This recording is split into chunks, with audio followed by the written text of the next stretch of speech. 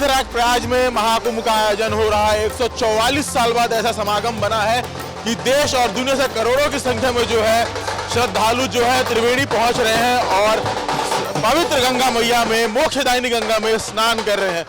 लेकिन इस दौरान कई ऐसे लोग हैं जो वहां पहुंच नहीं पाए हैं। उसी के तहत नागपुर में एक अनोखा आयोजन किया गया है, जहां तीर्थराज प्रयाग से जो है 25,000 लीटर जो है गंगा जल नागपुर लाया गया है। जो लोग वहां पहुंच नहीं पाए हैं और जो त्रिवेणी में यहाँ कहे महाकुंभ में स्नान का फल नहीं ले पाए हैं, उन्हें यह वितरित किया जाएगा। नागपुर शहर की अगर बात करें तो ये कल जो है ये गंगा जल जो है नागपुर जिले में पहुंचा है। कल जहां रामटेक में जो रामटेक का गढ़ मंदिर है वहां श्री राम को अर्पित किया गया। उसके बाद जो आज जो है ये शहर के विभिन्न हिस्सों में ले जाया जाएगा। हम मौजूद हैं तेलंगखेड़ी परिसर में। आप देख सकते हैं जो ये रथ है जहां ये जो है गंगा जल रखा हुआ है। इसी के साथ और भी बड़ी संख्या में जो गंगा जल आया है वो जो लोगों में जो वितरित करने के लिए लाया गया है उसकी एक जो है शोभा यात्रा निकाली जा रही है। तेलंगखेड़ी मंदिर परिसर में हम लोग मौजूद हैं। ये कल्याणेश्वर मंदिर है जहां आज पहला जो गंगा जल है वो महादेव यानी भगवान शिव को अर्पित किया गया। इसके बाद जो है ये तमाम शहर के अलग अलग हिस्सों में अलग अलग मंदिरों में घूमेगा। जो ये रथ है वो अलग अलग हिस्सों में होते हुए जो है जो मुख्य आयोजन जो है जो 15 और 16 फरवरी को होना है रेशम बाग में, वहां पहुंचेगा, जहां राज्य के मुख्यमंत्री देवेंद्र फडणवीस और सांस्कृतिक मंत्री आशीष शेलार मौजूद रहेंगे। यहां से जो है ये रथ जो या कहे शोभा यात्रा या जो रथ या जो मनाया गया है ये शुरू होगी और अलग शहर के अलग अलग हिस्सों में होते हुए जाके रेशम बाग में समाप्त होगी। तो चलिए शोभा यात्रा शुरू होने वाली है।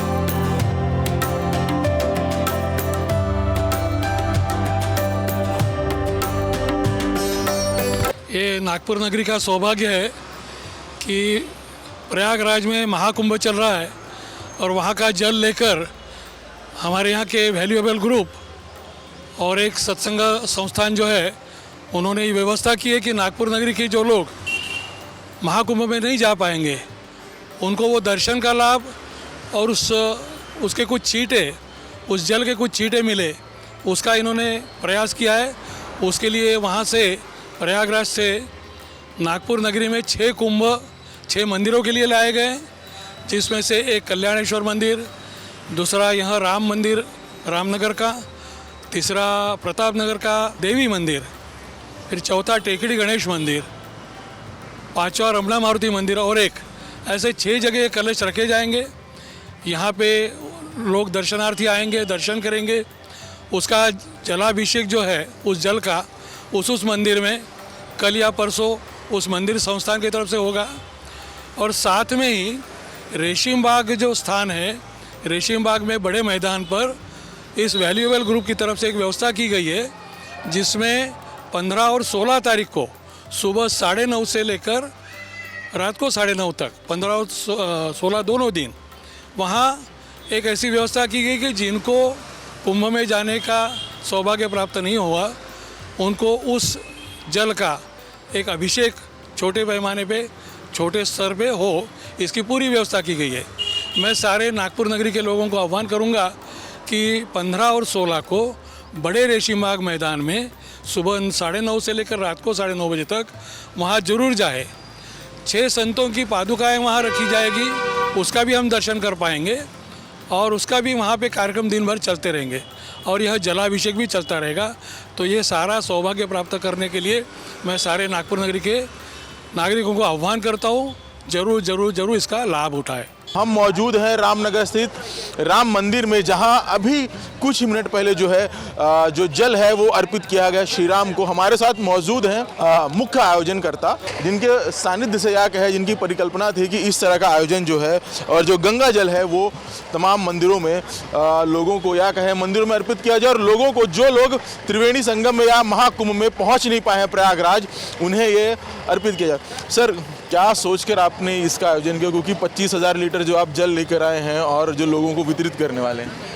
आपने देखा ही होगा, ये जो पर्व चल रहा है, ये जो पर्व चल रहा है महाकुंभ में, उसमें करोड़ों लोग, सब भाविक लोग अपनी आस्था का पूर्ण पूर्ति करने के लिए जा रहे हैं। बट काफ़ी लोग ऐसे हैं जो नहीं जा सक रहे हैं, तो हमारी तरफ से ये बस एक छोटा सा कोशिश है हमारी कि जितने और लोगों तक पहुंचा सके वो पहुंचाए।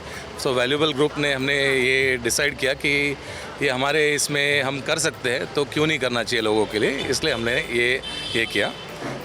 मेरे मम्मी पापा की अभी 50वीं एनिवर्सरी भी है, तो एक सोशल कार्य उनके हस्ते होना चाहिए, ऐसा हमारा ये था, इसलिए हमने ये इसका प्रयोजन किया है। तो ये थी मुख्य आयोजनकर्ता अमय, जिनका कहना है कि जो लोग पहुंच नहीं पाए, इतना महत्वपूर्ण पर्व है और लोगों को इसका जो पुण्य है वो मिलना चाहिए, और एक छोटा सा प्रयास उनके द्वारा किया जा रहा है।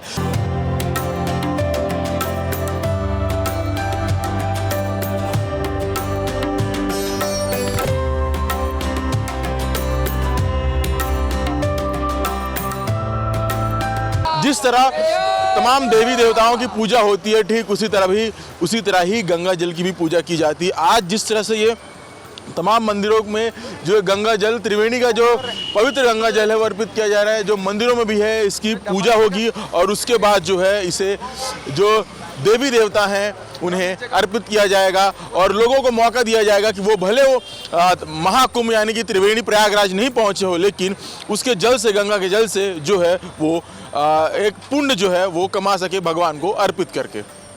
आज व्हॅल्युएबल ग्रुपतर्फे आपल्या मंदिरात प्रयागराज येथील ज्यांचं तिथे जाणं शक्य नाही त्यांच्यासाठी मुद्दामून तिथून एक गंगा आणलेली आहे। देवस्थानात नुकतंच त्याचं हे झालेलं आहे, आणि 15 आणि 16ला रेशीमबाग ग्राउंडवर मोठा उत्सव होणार आहे। तरी मी सर्वांना विनंती करतो की त्यांनी त्या कार्यक्रमाला जावं आणि पुण्य पदरी घेऊन घ्यावं, जे नाही जाऊ शकत प्रयागराजला, त्यांच्यासाठी खास ही व्हॅल्युएबल ग्रुपनी योजना केली आहे, व्यवस्था केलेली आहे।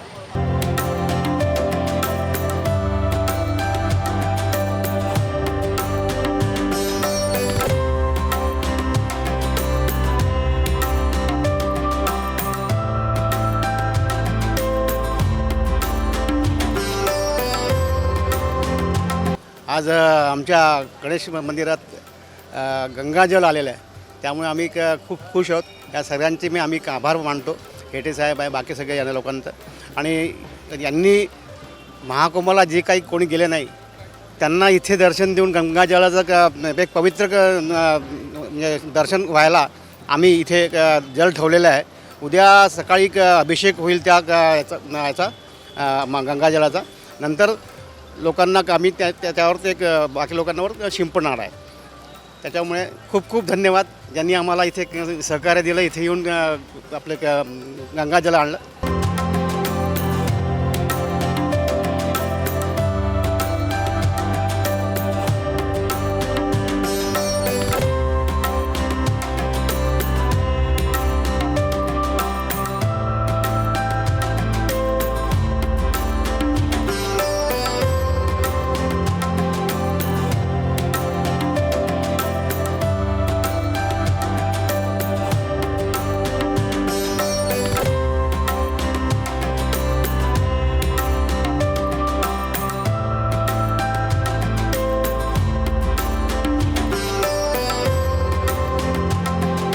आज अतिशय चांगला दिवस आहे की आज प्रयागराजच्या त्रिवेणी संगमाचं जल नागपूरमध्ये आलं आहे, आणि सगळ्या पूर्ण भारतातील हिंदू लोकांची त्रिवेणी संगमावरती गंगेवरती नितांत श्रद्धा आहे आणि प्रत्येकजण धडपडत असतो की मला त्या गंगेत जाऊन त्रिवेणी संगमात मला डुबकी मारायची आहे, मला स्नान करायचं आहे. पण हे सगळं आयोजन केल्यानंतर इतक्या सगळ्या लोकांना त्रिवेणी संगमात जाणं शक्य नसल्यामुळे ही सुविधा आपल्याला इथे नागपुरात उपलब्ध करून दिली आहे आणि ह्या सगळ्यांचं अतिशय भाग्य आहे सगळ्यांचं की त्यांना या गंगेच्या पाण्याचं स्नान घडणार आहे 15 आणि 16 तारखेला. मी सगळ्या नागपूरकरच्या सगळ्या भाविक मंडळींना नम्रपणे विनंती करते की त्यांनी या आपल्याला जी संधी उपलब्ध करून दिली आहे त्याचा सगळ्यांनी पुरेपूर फायदा घ्यावा आणि आपण जरी संगमावरती जाऊ शकत नसलो तरी ते पाणी आपल्यापर्यंत आलेलं ते पवित्र गंगा आपल्यापर्यंत आली आहे त्याचा सगळ्या भाविकांनी खूप खूप लाभ घ्यावा. धन्यवाद.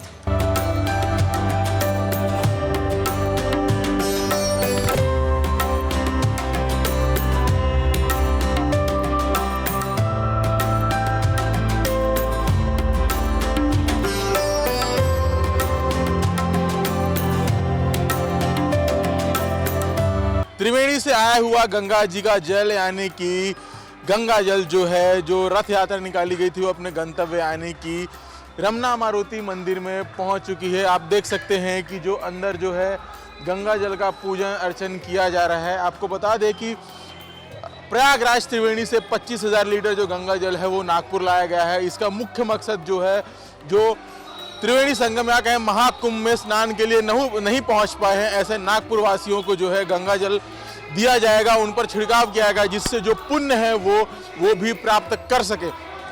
गंगा जी आपको पता है कि कितना पवित्र है और महाकुंभ के दौरान जो है स्नान का कितना महत्व बढ़ जाता है और जिस तरह का मुहूर्त बना हुआ है महाकुंभ को लेकर वो बेहद ही अद्भुत है.